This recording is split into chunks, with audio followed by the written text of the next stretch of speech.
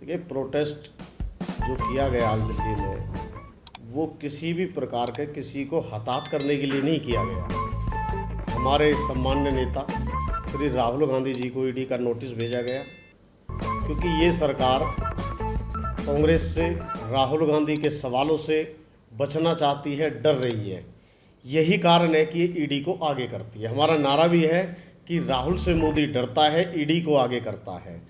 वो प्रोटेस्ट ने किसी प्रकार के कोई धरना प्रदर्शन नहीं था, बल्कि अपने नेता के साथ ईडी दफ्तर तक जाने का प्रोग्राम था, शांतिपूर्वक मार्च था और तमाम कांग्रेस के बड़े नेता उसमें शामिल थे, कार्यकर्ता शामिल थे, लाखों की संख्या में शामिल थे। हम किसी प्रकार का कोई उपद्रव नहीं करना चाहते थे, लेकिन सरकार इतनी डरी हुई है कि उन्होंने पूरा बैरिकेड कर दिया। हमारे नेताओं को गिरफ्तार करके नज़दीकी थाने में ले गए, जो कि सरासर गलत है, लोकतंत्र की हत्या है। मैं तो कहना चाहूँगा कि इस प्रकार के शांति मार्च से भी अगर सरकार घबरा रही है, तो इससे ज़्यादा बड़ा सबूत क्या होगा कि सरकार कहीं ना कहीं कमज़ोर है।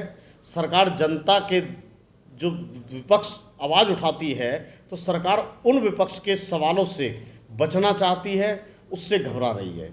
यही कारण है कि उन्होंने आज जो हमारा शांति मार्च था कांग्रेस के कार्यकर्ताओं द्वारा, नेताओं द्वारा, उसको बाधित किया गया। एक अशांति का माहौल फैलाया गया।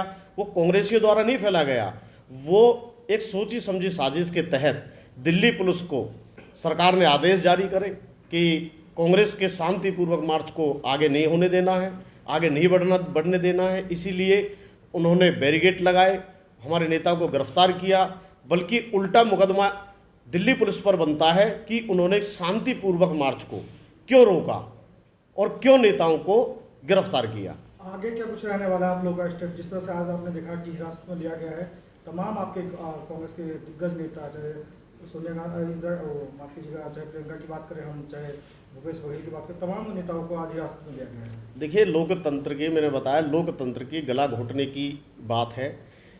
इस प्रकार की कार्रवाई से हम बिल्कुल डरने वाले नहीं हैं। जितना ये हमको दबाने की कोशिश करेंगे, क्योंकि हम सावरकर की नीतियों पर नहीं चलते, हम चलते हैं महात्मा गांधी की नीतियों पर, हम चलते हैं पंडित जवाहरलाल नेहरू की नीतियों पर, हम चलते हैं श्रीमती इंदिरा गांधी जी की नीतियों पर। हम घबराने वाले नहीं हैं, हम शांति के दूत हैं। और अगर ये इस प्रकार का जो ओछी मानसिकता का परिचय देंगे सरकार वाले, तो हम ये सोच रहे हो कि इस प्रकार की कार्रवाई से, ईडी की कार्रवाई हो या अन्य एजेंसियों की कार्रवाई हो या पुलिस द्वारा शांतिपूर्वक मार्च को रोके जाने की कार्रवाई हो, इससे हम डर जाएंगे। ये इनका एक भ्रम है और वो भ्रम हम बिल्कुल तोड़ना चाहते हैं और तोड़कर रहेंगे। हालांकि टूटे हुए हैं, अंदर अंतरात्मा इनकी टूटी हुई है, लेकिन हम इस प्रकार की कार्रवाई से न डरने वाले हैं। हम तो आज़ाद, हमारे कांग्रेस पार्टी ने देश की आज़ादी की लड़ाई लड़ी है। हम अंग्रेजों की हुकूमत के डंडों से हम नहीं डरे, इनसे थोड़ी डरेंगे। हम डरने वालों में नहीं है, डरने वाले में ये लोग हैं। जो तानाशाह होता है वो सबसे ज़्यादा डरपोक होता है। ये डरने वाले लोग हैं, हम डरने वाले नहीं है। इनकी इस प्रकार की मंशा कभी भी पूरी नहीं होगी। सर, एक सवाल ये है कि बीजेपी सरकारी एजेंसियों का गलत इस्तेमाल कर रही है, आप ये मानते हैं? अगर मानते हैं तो ऐसा क्यों कर रहे हैं? देखिए, जो व्यक्ति अंदर से कमज़ोर होता है, जो व्यक्ति गलत काम करता है, वो विपक्ष से डरता है। हम क्या करते हैं कि सरकार की गलत नीतियों का पुरजोर तरीके से विरोध करते हैं, अपनी आवाज़ उठाते हैं। और लोकतंत्र में आवाज़ उठाने का सबका अधिकार है। हम जनमानस की आवाज़ को बुलंद करते हैं। आम जनता से जिस जिस नीतियों का सरोकार है, वो नीतियाँ गलत हैं, हम उसका विरोध करते हैं। और इसमें कोई दो राय नहीं है। आप सब बुद्धिजीवी हो, आप सबको पता है और पूरा देश जान रहा है, हर जनमानस को पता है कि वर्तमान सरकार सरकारी एजेंसियों का दुरुपयोग करके विपक्ष की आवाज़ दबाने का असफल प्रयास कर रही है। मैं सफल नहीं कह रहा, असफल प्रयास कर रही है। ये आवाज़ दबने वाली नहीं है। हम पुरजोर तरीके से अपनी आवाज़ बुलंद करते आए हैं और बुलंद करते रहेंगे। सदा ना रहा है, सदा ना रहेगा जमाना किसी का। कभी तो हमारा समय आएगा, लेकिन हमारा समय रहा भी है। ये नहीं कह रहे कि 7-8 साल में हमको विचलित हो गए सत्ता जाने से। हम सत्ता के लालची नहीं है, हम सत्ता की लड़ाई नहीं लड़ रहे। हम लड़ाई लड़ रहे हैं देश में एकता की और अखंडता की। हमारे देश की पहचान हिंदू, मुस्लिम, सिख, ईसाई, राम रहीम से होती थी। आज इन लोगों ने इंसान इंसान से अलग कर दिया। ये लोग धर्मों की राजनीति करते हैं, हिंदू मुसलमान की राजनीति करते हैं। एक बड़े सोचे समझे षड्यंत्र के तहत इनके प्रवक्ता नुपुर शर्मा ने ऐसा बयान दे दिया कि आज विदेशों में, गोल्फ कंट्रियों में हमारी थू-थू हो रही है, हमारे राजदूतों को तलब किया जा रहा है। गलती करे इनकी पार्टी की प्रवक्ता और भुगतना पड़े हिंदुस्तान को। शर्म आनी चाहिए इन लोगों को। इस प्रकार की कार्रवाई जो इस प्रकार की ये कर रहे हैं, अनाप शनाप टीवी चैनलों पर बैठ करके जो ये भोंडा प्रदर्शन कर रहे हैं, एक तरीका से मैं कहूँगा, इस प्रकार की भाषा का उपयोग कर रहे हैं। अरे भाई, वो कोई अपने पिताजी को डैडी कहता है, कोई पापा कहता है, कोई डैडी कहता है, कह तो बाप सी रहे हैं। वो हमारे अपने, हमारे भोले हैं तो उनके पैगंबर हैं, हमें इस बात से क्या आपत्ति है। वो पूजो किसी को भी, कोई भोले को, हिंदुओं में भी कोई भोले को पूजता है, कोई हनुमान जी को पूजता है, कोई दुर्गा माता को पूजता है, इस बात में किसी को क्या आपत्ति है। लेकिन इस प्रकार के कथन किसी भी धर्म के गुरु के लिए, धर्म के लिए अगर कोई गलत अपशब्द, गलत टिप्पणी अगर करेगा तो उसका हट जाना उसी को भुगतना चाहिए, ना कि भारत को, ना कि हिंदुस्तान को। आज हमारे देश की पूरी दुनिया में आप कहना चाह रहे हैं कि नुपुर शर्मा के मुद्दे से हटा के अब राहुल गांधी भी ध्यान भटका दिया? नहीं, हाँ, ये इनका काम ही मुद्दे भटकाने का है। पहले तो क्या था, महंगाई का मुद्दा चल रहा था, हमने महंगाई के ऊपर बहुत जोर शोर से आवाज़ उठाई, बेरोजगारी की आवाज़ उठाई। हम लोगों ने चाइना द्वारा जो कब्जे किए जा रहे हैं, अभी हमारे प्रधानमंत्री कहते हैं ना कोई घुसा है ना कोई घुसेगा। अभी अमेरिका के एक सांसद का बयान आया 3 दिन पहले, सभी प्रमुख अखबारों में भी छपा है कि चाइना से सतर्क रहे हिंदुस्तान।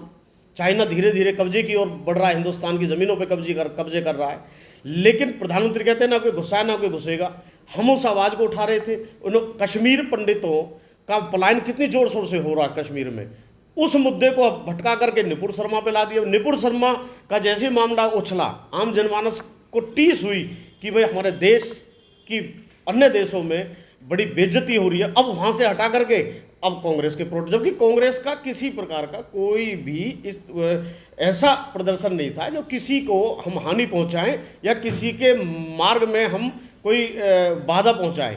ये तो इनकी एक सोची समझी साजिश है ताकि मुद्दों को डाइवर्ट किया जाए। जी,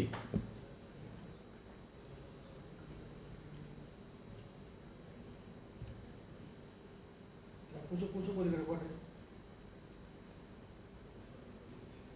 तो सर, अभी आप मान रहे हैं कि नुपुर शर्मा का जो मुद्दा था काफी तेजी से उछल रहा था, उसको डाइवर्ट कर दिया? यस, बिल्कुल यही बात है।